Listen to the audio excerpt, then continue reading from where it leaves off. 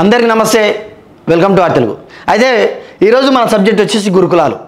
దయచేసి తెలంగాణ రాష్ట్ర వ్యాప్తంగా ఉన్న చిన్నపిల్లల ఎస్పెషల్లీ విద్యార్థుల తల్లిదండ్రులు అందరూ ఈ వీడియో చివరి వరకు చూడాలని మనస్ఫూర్తిగా కోరుకుంటున్నాను.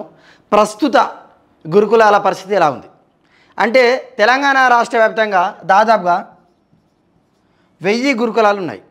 ఇందులో చదివే విద్యార్థులు దాదాపుగా 6 లక్షల మంది విద్యార్థులు. అయితే మనం చూస్తున్నాం ఈ కొత్త సర్కార్ అంటే రేవంత్ సర్కార్ వచ్చిన కేవలం సంవత్సరంలో 50 మంది విద్యార్థులు చనిపోవడం జరిగింది. 50 మంది. ఇది చాలా బాధాకరమైన విషయం. ఒక తెలంగాణ రాష్ట్రంలోనే గురుకుల విద్యార్థులు 50 మంది చనిపోయారు. వారు ఏ విధంగా చనిపోయారు అంటే 24 మంది సూసైడ్ చేసుకున్నారు. అదేవిధంగా 18 మంది ఫుడ్ పాయిజన్ అయి చనిపోయారు. 8 మంది అనుమానాస్పదంగా చనిపోయారు. అదేవిధంగా 14 మంది అనారోగ్యంతో చనిపోయారు. అంటే కేవలం ఒక సంవత్సరంలో 50 మంది విద్యార్థులు గురుకుల స్కూళ్ళలో చనిపోతే ఏంటి పరిస్థితి? ఈ గురుకులకు ఎవరికైనా సీట్ వస్తే వారి తల్లిదండ్రులు ఎంత ఆనందపడతారంటే అంటే మంచి మంచి కార్పొరేట్ స్కూళ్ళకు ధీటుగా ఉంది. అంటే ఒక్కసారి గురుకులకు ఎంటర్ అయితే ఇంకా వాడికి జాబ్ వస్తుందనే ఒక అపోహ జనాలలో ఉంది. అలాంటి సిస్టమ్ ఉన్న ఈ గురుకులాలు ఈరోజు సూసైడ్లు ఇంకా అనుమానాస్పద మృతులు ఎందుకైతున్నాయి? అప్పుడు ఆర్ఎస్ ప్రవీణ్ కుమార్ సార్ ఉండే, ఆయన ఒక బెంచ్ మార్క్ సెట్ చేసిండు ఈ గురుకులకు. ఆయన ఎప్పుడైతే పాలిటిక్స్కి ఎంటర్ అయ్యిండో అప్పటి నుంచి ఈ వ్యవస్థ మొత్తం నిర్వీర్యమైంది. ఎందుకు ఇలా జరుగుతుంది? అసలు మనం మొన్న చూసినట్లయితే జగిత్యాల జిల్లాలో ఫుడ్ పాయిజన్, తర్వాత మంచిర్యాల జిల్లాలో ఫుడ్ పాయిజన్, పెద్దపల్లి జిల్లాలో ఫుడ్ పాయిజన్, ఇంకా కొమరంభీం ఆసిఫాబాద్ జిల్లాలో అయితే దాదాపుగా 60 మందికి ఫుడ్ పాయిజన్ అయితే ఒక 3 చాలా విషమంగా వాళ్ళ పరిస్థితి ఉంటే నిమ్స్కి తరలిస్తే పాపం అందులో 9th క్లాస్ అమ్మాయి శైలజ అని చనిపోవడం జరిగింది. అదేవిధంగా వనపర్తికి వెళ్తే ఒక 7వ తరగతి అబ్బాయి ప్రవీణ్ అని దుప్పటి వేసుకొని రూమ్లో దుప్పటితోటి ఊరి వేసుకొని చనిపోవడం జరిగింది. ఎంత నిర్వీర్యమైనవి అసలు. యాక్చువల్గా మెడికల్ ఇష్యూ చిన్నది ఏదైనా ఉంటే మెడికల్ ఎడ్యుకేషన్ ఒక జీవో ఏం పాస్ చేసిందంటే గవర్నమెంట్ స్కూల్ కానీ గురుకులు కానీ ఎస్సీ ఎస్టీ బీసీ మైనార్టీ ఇందులో ఉండే ఏ విద్యార్థులకు కూడా అంటే ఎస్సీ ఎస్టీ బీసీ మైనార్టీ ఏ విద్యార్థులైనా కూడా ఈ ప్రభుత్వ పాఠశాలకు సంబంధించిన స్కూళ్ళలో చదివి ఉంటే వీళ్ళకు ఏ హాస్పిటల్లో అయినా ట్రీట్మెంట్ తీసుకోవచ్చు. దగ్గు వచ్చినా తుమ్ము వచ్చినా గవర్నమెంట్ రికగ్నైజ్డ్ ఏదైతే కార్పొరేట్ హాస్పిటల్ ఉన్నాయో పెద్ద పెద్ద హాస్పిటల్ అందులో వెళ్ళి ట్రీట్మెంట్ చేయించుకోవచ్చు. దానికి ప్రత్యేక జీవో ఉంది. కానీ అధికారులు ఎవరు చెప్పట్లేదు. ఈ గురుకులకు సంబంధించిన ప్రిన్సిపల్ మేడమ్స్ ఆ జీవో గురించి పిల్లలకి ఎక్స్ప్లెయిన్ చేయట్లేదు, వాళ్ళని తీసుకోపోవట్లేదు. ఇక జగిత్యాల జిల్లాలో అయితే మధ్యాహ్నం భోజనం బాగాలేదని 4th క్లాస్ 5th క్లాస్ ఇంకా 3rd క్లాస్ పిల్లలు రోడ్ ఎక్కి ధర్నా చేస్తారు. ఎక్కడైనా విన్నామో మనం? ధర్నాలు చేసిరంటే ఉద్యమాలు చేసిరంటే ఎవరుంటారు? నిరుద్యోగులు లేదా ఉద్యోగులు లేదా ఏదైనా ఎంప్లాయీస్ అసోసియేషను. కానీ 3rd క్లాస్ స్టూడెంట్స్ ధర్నా చేసే పరిస్థితి ఈ కాంగ్రెస్ సర్కారులో వచ్చింది. ఇప్పుడు నాకు తెలియని ప్రశ్న ఏంటంటే సంవత్సరం అవుతుంది ప్రభుత్వం వచ్చి, విద్యాశాఖ మంత్రి ఎవరు? సాంఘిక సంక్షేమ శాఖ మంత్రి ఎవరు? సిగ్గుందా కాంగ్రెస్ సర్కార్కి అసలు? పిల్లల బతుకులతోటి మీరు ఆడుకునేది. ఇంకా కొంతమంది స్కూళ్ళల్లో సూర్యాపేటలో ఒక అమ్మాయి చెప్తుంది, పాప ఒక రిపోర్టర్ వెళ్ళి అడిగితే వాళ్ళ ప్రిన్సిపాల్ మేడం అంట బీర్ బాటిల్ తీసుకొని వెళ్తుందంట. మేడం మాకు ఫుడ్ బాగాలేదని మేము విన్నపాలు చేస్తే మీరు బీర్ బాటిల్స్ ఏకంగా స్కూళ్ళకి తెచ్చుకుంటున్నారంటే మీ ఇంటి దగ్గర ఇంతకంటే మంచిగా ఉందా? మీ బతుకులు కేవలం 2 పూటలు తినే బతుకులు ఈడ 3 పూటలు పెడుతుంటే తిన్నదరగాక మళ్ళా బియ్యం వల్ల అవి వచ్చినాయి, అన్నం వల్ల పురుగు వచ్చినాయి, ఇవా మీరు చెప్పేది? ఆ చారు బాగాలేదు, పప్పు బాగాలేదు, మూసుకొని తినండి అని అంటుందంట ఆ మేడం.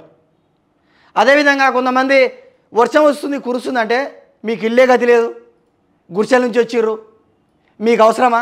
ఇప్పుడు ఇంత మంచి షెల్టర్ ఉంటే కూడా మీకు అంత రుబాబు బడాయి అవసరమా అనే పదాలు వాడుతున్నారట. ఇదా అంటే కాంగ్రెస్ సర్కారు ఎందుకు వీళ్ళని పట్టించుకోవట్లేదు? అంటే ఈ 10th బిలో ఉన్న వాళ్ళకు ఓట్లు లేవనా? వాళ్ళకేం సాయం చేసినా మనకు ఓట్లు వేయరనా?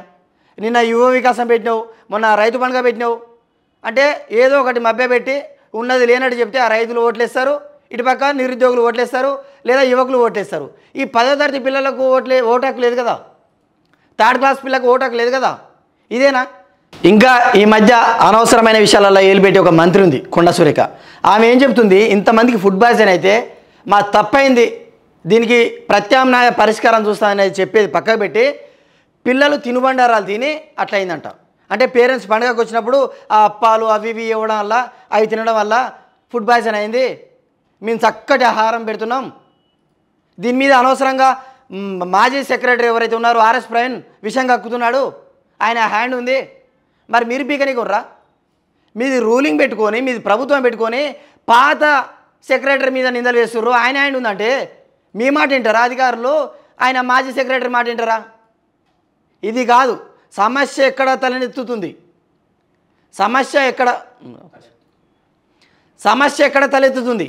మీ అధికారులు ఇంకా చాలా వికృత చేష్టలు చేస్తున్నారట. ఏదైతే అనుమానాస్పద మృతులు ఉన్నాయా వీటి వెనుక చాలా అంతరార్థం ఉందంట. కొందరు అధికారులు అక్కడ అక్రమ సంబంధాలు పెట్టుకొని, ఇంకా మనం విన్నాం ఆ సబ్జెక్టు చెప్పొద్దో ఒకరిద్దరు స్టూడెంట్స్ చూస్తే వీళ్ళ ద్వారా ఎక్కడ తెలుసు అని స్టూడెంట్స్ని చంపేస్తున్నారని కూడా ఒక వినికిడి. ఇవి అనుమానాస్పదాలకు ఇది దారి తీస్తుంది. ఇది కవర్ చేస్తుర్రు, ఛానల్స్ను కొనేస్తుర్రు, శాటిలైట్ మీడియా మొత్తం కొనేసిర్రు. ఇంకా మీ తరఫున కొట్లాడే కొంతమంది యూట్యూబ్ ప్లాట్ఫామ్ ఉంటుంది. అప్పుడు రఘు అని ఒక వ్యక్తి ఉంటాడు, జర్నలిస్ట్ రఘు. ఎక్కడనో నల్లమలలో మన్ననూరులో ఫుడ్ పాయిజన్ అయితే కేసీఆర్ పాలనలో అంత దూరం వెళ్ళాడు. ఇప్పుడు మాత్రం ఒక్కదాని గురించి కూడా పట్టించుకోలేడు. ఫుడ్ ఎవరైతే మంచిగా పెడతారో అక్కడ పోయి బాగుంది ఫుడ్ అంటారు. ఇంత భజన్న ఒక జర్నలిస్ట్ అయ్యండి. అటు జర్నలిస్టులు పట్టించుకోకుండా, ఇటు సర్కారు పట్టించుకోకుండా, అటు అధికారులు పట్టించుకోకుండా, అమ్మయ్య గురుకుల దాంట్లో మాకు సీట్ వచ్చింది, మా పిల్లలు మంచిగా ఉంది అనుకుంటే ఒక అబ్బాయికి అయితే పాము కరిచి చనిపోయింది వనపర్తిలో. అసలు ఎక్స్పెక్ట్ చేస్తారా అంత మంచి స్కూళ్ళకు పాము పోతుంది, అది కరుస్తారు చచ్చిపోతాడని? అంటే వ్యవస్థ మొత్తం చిన్న భిన్నమైంది. దీనికి పరిష్కారం ఏదో చేయాలి. ముందుగా విద్యాశాఖ మంత్రిని పెట్టండి, ఒక సంవత్సరం అయింది. సోషల్ వెల్ఫేర్ మినిస్టర్ని పెట్టండి, సంవత్సరం అయింది. ఇంకెందుకు మీరు విజయోత్సవ సభలు పెట్టుకుంటున్నారు? ఇదేనా ప్రజాపాలన విజయోత్సవ సభలు? కొంచెం సిగ్గుండాలి. దయచేసి విద్యార్థుల తల్లిదండ్రులారా మీరందరూ ఏకంగాండి. మీరందరూ రోడ్ ఎక్కాల్సిన సందర్భం వచ్చింది. ఈ 50 మంది చనిపోయారు, అది గతం. ఇది బాధాకరమైన విషయం అయినప్పటికీ కూడా అది గతం. భవిష్యత్తులో మన పిల్లలు చనిపోవద్దంటే, ఈ సమస్యకు పరిష్కారం కావాలంటే అందరూ రోడ్ ఎక్కాలి, అందరూ ధర్నాలు చేయాలి. ఈ కాంగ్రెస్ సర్కార్ దిగి రావాలి, పిల్లల విషయాల్లో చొరవ తీసుకోవాలి. అప్పటి వరకు ఎవ్వరు తగ్గొద్దు.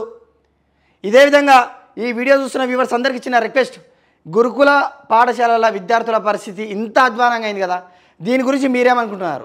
నిజంగా కేసీఆర్ పాలనలా ఇంత గలీజు ఉంటుండే నా వ్యవస్థ? ఇప్పుడెందుకు ఇంత గలీజ్ అయింది? అయితే ఈ వీడియో చూస్తున్న వ్యూవర్స్కు చిన్న రిక్వెస్ట్, నిజంగా ఈ గురుకులాల పరిస్థితి గత 10 సంవత్సరాలలో అంటే కేసీఆర్ పాలనలో ఇంత అధ్వానంగా ఉంటుండేనా, లేకుంటే ఇప్పుడే ఇంత గలీజ్ అయిందా? మీరేమనుకుంటున్నారో కామెంట్ రూపంలో తెలియజేయండి. Thanks for watching our Telugu. ఈ వీడియో మీకు నచ్చినట్లయితే తప్పకుండా సబ్స్క్రైబ్ చేసుకోండి మా ఛానల్ని.